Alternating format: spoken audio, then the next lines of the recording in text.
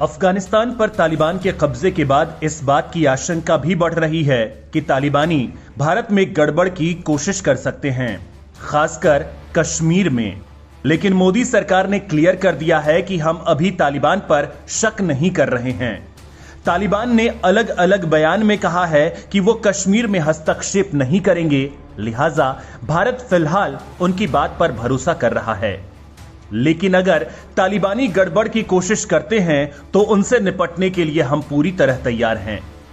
पहले भी तालिबानी आए थे और दूसरे देश के लोग भी आए थे, लेकिन वो अगर अब आए तो चोट तगड़ी लगने वाली है।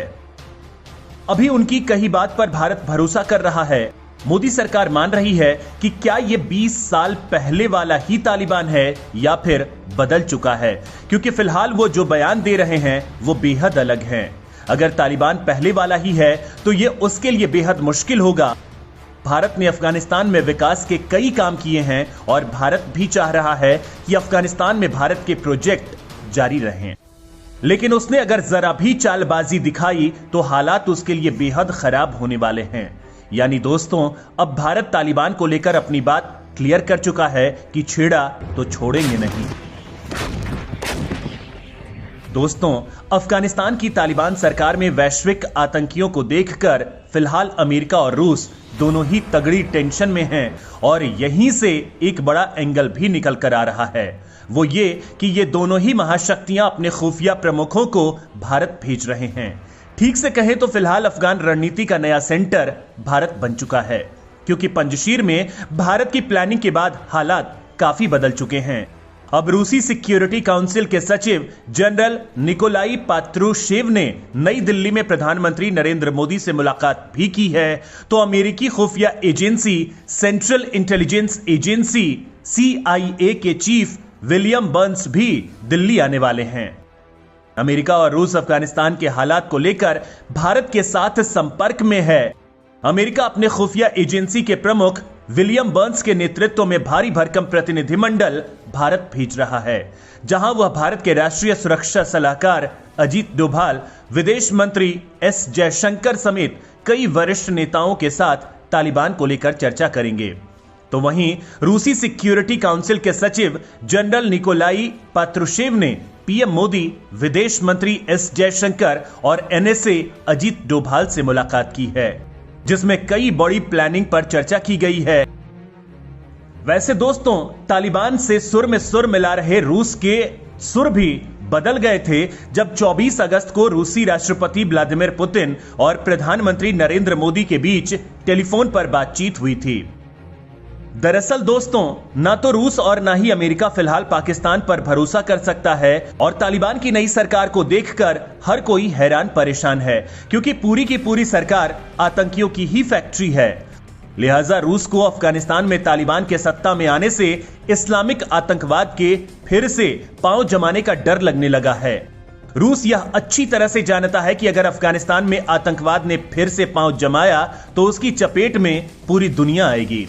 रूस भी इस इस्लामिक आतंकवाद से अछूता नहीं है। सुपर पावर होने के बावजूद कई दशकों तक रूस ने आतंकवाद का दंश झेला है।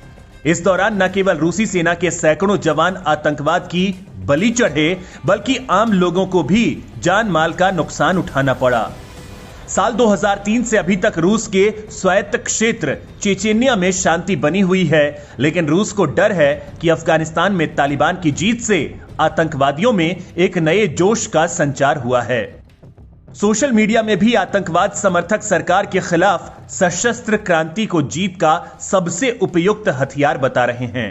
ऐसे में अगर चेचेनिया के विद्रोही फिर से हमले शुरू करते हैं तो रूस के लिए इसे रोकना मुश्किल हो सकता है। चूंकि तालिबान के लड़ाकों में चेचेनिया के भी हजारों लोग शामिल हैं, ऐसे में अफगानिस्तान में जीत मिलने के बाद ये आतंकी वापस अपने देश का रुख कर सकते हैं। इनकी वापसी के बाद ऊपर से शांत नजर आ रहे चेचेनिया में विद्रोह की आग एक बार फिर फैल सकती है। तो वहीं अमेरिका अफगानिस्तान में तालिबान और चीन की नजदीकियों से चिढ़ा हुआ है। चीन ने तालिबान की नई सरकार को पैसे देकर मदद करने का ऐलान किया है, जिसके बाद तालिबान भी चीन की शान में कसीदे पढ़ रहा है। इसी बात को लेकर अमेरिकी राष्ट्रपति जो बाइडेन ने चिंता जताई है। उन्होंने कहा कि चीन के साथ तालिबान की नजदीकी अमेरिका के लिए चिंता की बात है। हम हर घटनाक्रम पर करीब से नजर रखे हुए हैं, क्योंकि अफगानिस्तान में तालिबान के कब्जे के बाद से ही यह खतरा बना हुआ है कि इसकी कट्टरता और जिहाद की आंच मध्य एशिया के दूसरे देशों तक न पहुंचे। तालिबान की आड़ में सबसे ज्यादा चाल पाकिस्तान और तुर्की चल सकते हैं, जिनका मकसद ही इस्लामिक कट्टरता फैलाना है। हालांकि इस चाल को बेकाम करने के लिए अब भारत और रूस ने हाथ मिलाया है और अमेरिका भी बीच में कूद चुका है। एनएसए अजित डोभाल और रूसी समकक्ष के बीच हुई मुलाकात के दौरान मध्य एशियाई देशों की सुरक्षा को लेकर भी काफी देर तक चर्चा हुई है। मामले के जानकारों ने बताया कि इस बात के ठोस संकेत मिले हैं कि तुर्की और पाकिस्तान मध्य एशिया के इन देशों में एनजीओ के जरिए अपनी पैठ बनाने में जुटे हैं। इन एनजीओ को इस्लामीकरण के प्रयासों को पूरा करने में तुर्की की तरफ से तकनीकी सहायता भी मिल रही है। ऐसा माना जा रहा है कि पाकिस्तान और तुर्की के इशारों पर अब कट्टरवादी इस्लाम के प्रसार के मिशन को पूरा करने के लिए तालिबान शासित अफगानिस्तान का सहारा लिया जाएगा।